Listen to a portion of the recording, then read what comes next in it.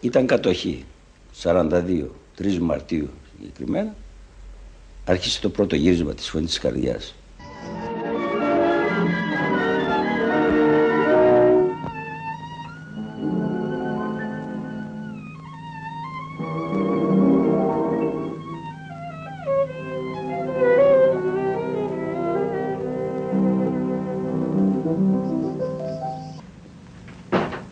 Τι είπες? Αγαπάς? Και νομίζω ότι αυτό είναι αρκετή δικαιολογία για να γίνουμε ρεζίλοι 1/4 πριν από τους Αραβώνες? Η Φωνή της Καρδιάς ήταν βουβή τη γυρίζαμε, αλλά μετά ντουμπλαρίστηκε η ταινία όλη βέβαια, αλλά δεν μίλησε ο ίδιος ο Βέακης. Μόνο μια λέξη που λέει εγώ. Λέει, γιατί ποιος θα σε εμποδίσει, λέει η μάνα της κοπέλας, η γυναίκα του. Γιατί ποιος θα με εμποδίσει, δεν θα τον πάρεις. Όχι, δεν θα τον πάρω. Τότε ποιος θα με εμποδίσει. Λέει εγώ ο Βέακης εκείνη. Μόνο αυτή η φωνή είναι του Βέακη. Θα τον πάρεις τον Τανταρίδη. Και αν δεν θέλεις με το καλό θα σε αναγκάσω εγώ. Όχι, μαμά, δεν θα το κάνεις αυτό. Γιατί?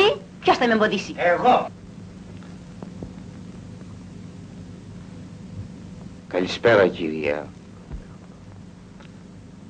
Με συγχωρείτε που μπαίνω από εδώ, αλλά δεν είχα κάρτα μαζί μου και η υπερετριά σας δεν θα μ' άφηνε να μπω από την πόρτα. Τι σημαίνει αυτό το αστείο? Το αστείο? Έχουμε κάτι να πούμε, κυρία μου. Φανταστείτε ότι γινόταν σκοτωμός στους κινηματογράφους.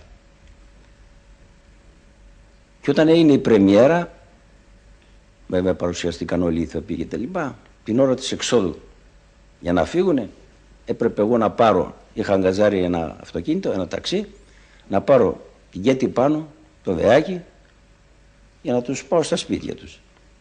Όταν βγήκαμε από έξω ήταν χιλιάδες, ήταν μια ουρά, μπορώ να σας πω, και εγώ δεν ξέρω πόσα μέτρα. Μπήκαμε στο αυτοκίνητο, ο κόσμος δεν μας αφήνε να ξεκινήσουμε. Και μας συνόδεψε ο κόσμος μέχρι στις στήλες του Ολυμπίου 2, από το Ρεξ.